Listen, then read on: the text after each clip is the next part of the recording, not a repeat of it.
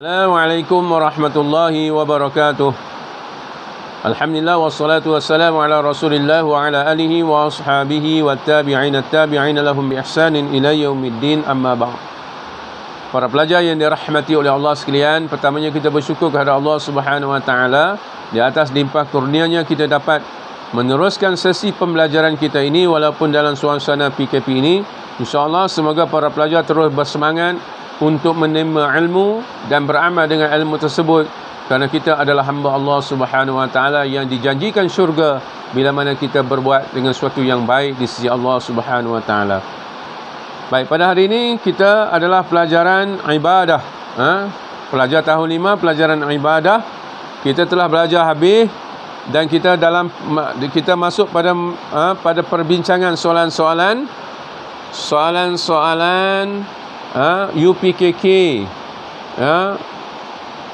pada tahun 2009 ni. Kita ulang kaji soalan-soalan UPKK, ujian penilaian kelas kafah tahun 2009, ulum syariah, iaitu pada bahagian B, ibadah.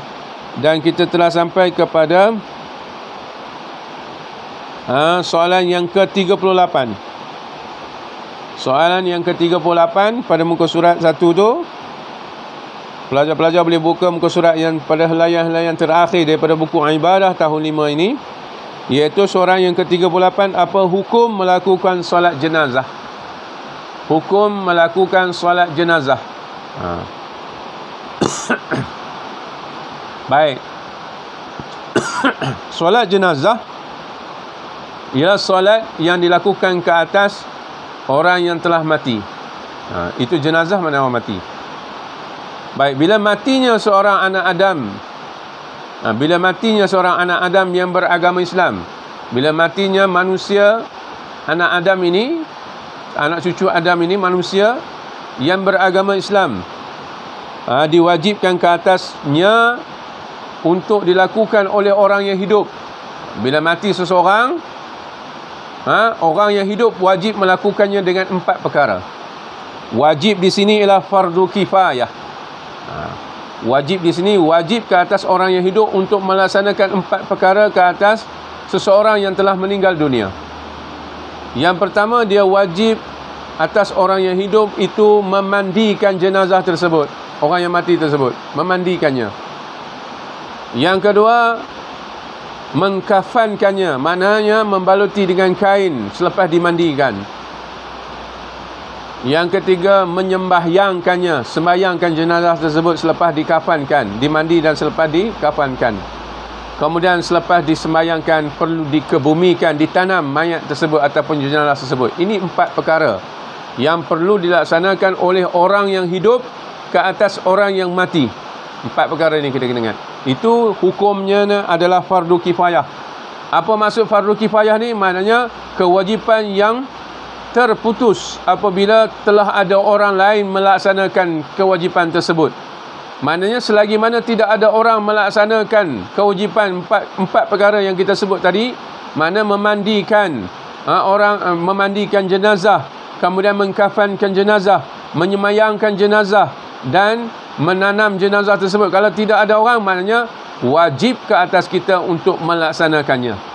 Bila mana telah ada orang yang melaksanakannya, maknanya terlepaslah kefarduan tersebut. Terlepaslah kefarduan kewajipan tersebut. Kerana apa? Telah ada orang melaksanakan perkara-perkara tersebut. Itu dikatakan fardu kifayah. Kalau tak ada orang, maknanya selagi mana tidak dilaksanakan tugas tersebut, maknanya berdosa seluruh ahli qaryah tersebut. Kerana tidak melaksanakan tugas untuk memandikan jenazah, mengkafankan jenazah, menyembahyangkan jenazah dan mengkebumikan jenazah tersebut. Sebab itu mesti ada sebahagian daripada masyarakat kita yang mampu untuk menguruskan perkara-perkara tersebut dalam soal untuk mengurus jenazah ataupun kematian, dengan bagaimana kita nak memandikannya, bagaimana kita nak mengkafankannya, bagaimana kita nak menyembahyangkannya, dan bagaimana untuk kita mengebumikannya atau menanamnya. Itu adalah fardu kifayah. Jawapannya adalah fardu kifayah. Dia bukan fardu ain. Fardu ain ialah seperti mana sembahyang 5 waktu, itu fardu ain. Puasa di bulan Ramadan, itu fardu ain. Baik, sudah abad. Sunat ab'ad ialah sunat-sunat yang ada dalam sembahyang. Sunat ab'ad. Sunat yang ab'ad ini bila mana kita meninggalkan sunat ab'ad, sunat pula kita menggantikannya dengan sujud sahwi. Itu sunat ab'ad. Sunat di dalam sembahyang. Sunat dalam sembahyang ini terbahagi kepada dua. Ada sunat ab'ad, ada sunat hay'ah. Sunat ab'ad ialah sunat yang apabila kita meninggalkan doa kunut umpamanya, sunat kita gantikan sebelum memberi salam dengan sujud sahwi. Yang seterusnya iaitu sunat hay'ah. Sunat hay'ah ialah selain daripada doa kunut dan tahiyat awal dalam sembahyang. Sunat hay'ah juga sunat-sunat dalam sembahyang. Sebab tu jangan kita salah menjawabnya pada hukum melakukan solat jenazah itu adalah fardu kifayah.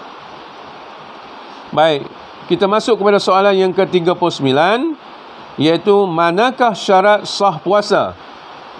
Dia ada syarat wajib puasa, kemudian dia ada syarat sah puasa. Maknanya syarat sah puasa ni menentukan puasa kita itu diterima atau tidak oleh Allah Subhanahu Wa Taala. Baik, alif, mumayyiz. Apa maksud mumayyiz? Mumayyiz ialah kanak-kanak yang belum baligh. Kanak-kanak yang belum baligh tetapi dia tahu dah mana hukum-hukum tentang bersih atau tidak bersihnya. Dia dah pandai dah. Mumayyiz ni maknanya mana sah ataupun tidak sahnya. Mana najis, mana yang bukankan najis, itu dipanggil mumayyiz. Kanak-kanak yang belum cukup umur, yang ini belum baligh. Baik. Baligh. Baligh artinya kanak-kanak ataupun manusia yang telah cukup umur, baik lelaki atau perempuan. Baligh bagi lelaki ialah bila mana dia berusia lebih kurang 13 tahun ke atas. Bermula pada 13 tahun ke atas, bila mana dia berusia lebih kurang 13 tahun ke atas, dia mampu untuk mengeluarkan air maninya. Itu tanda baligh bagi lelaki. Tanda baligh bagi perempuan, tanda baligh bagi perempuan ialah bila mana dia didatangi dengan darah haid, iaitu darah kotor bulanan bagi perempuan. Tiap-tiap bulan orang perempuan ni dia ada proses, dikatakan keluarnya darah haid. Pada kemaluan kencingnya, itu menandakan dia telah cukup umur. Itu baligh. Bermula baligh bagi perempuan itu dalam usia seawal-awal 9 tahun. Seawal-awal 9 tahun. Baik. Jim, bermukim. Bermukim artinya orang yang menetap pada suatu tempat. Dia tinggal di suatu tempat lebih daripada 3 hari. Dia menetap di satu kampung ataupun qaryah lebih daripada 3 hari. Dia tinggal di situ lebih daripada 3 hari. Itu dia anggap telah bermukim di kampung tersebut. Baik. Dan berupaya. Berupaya maksudnya dia tidak uzur. Dia tidak uzur. Dia tidak ada perkara-perkara yang menghalangi untuk dia melaksanakan ibadah puasa. Misal kata uzur pada puasa ini maknanya orang tua yang terlalu tua dah. Seolah-olah dah hampir nyanyuk dah, terlalu uzur dah, tak mampu untuk dia berpuasa. Maknanya tidak menjadi syarat kepadanya untuk melakukan ibadah puasa. Tidak menjadi syarat wajib untuk dia beribadah puasa. Soalan dia, manakah syarat sah puasa? Kalau mumayyiz tadi,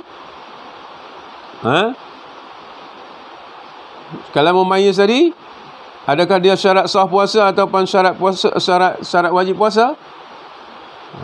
Mumayyiz itu syarat syarat sah puasa.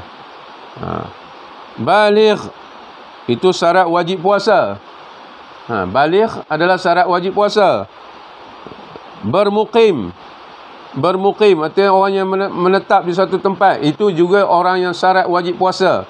Kerana lawan bagi bermukim inilah bermusafir. Bila mana dia bermusafir, dia tak wajib puasa ke atasnya, harus dia meninggalkan puasa.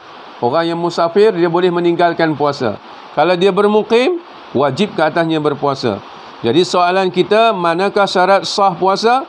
Syarat sah puasa ialah mumayyiz. Orang yang mumayyiz, kanak-kanak yang mumayyiz, walaupun dia belum baligh tapi sah puasanya. Sah puasanya.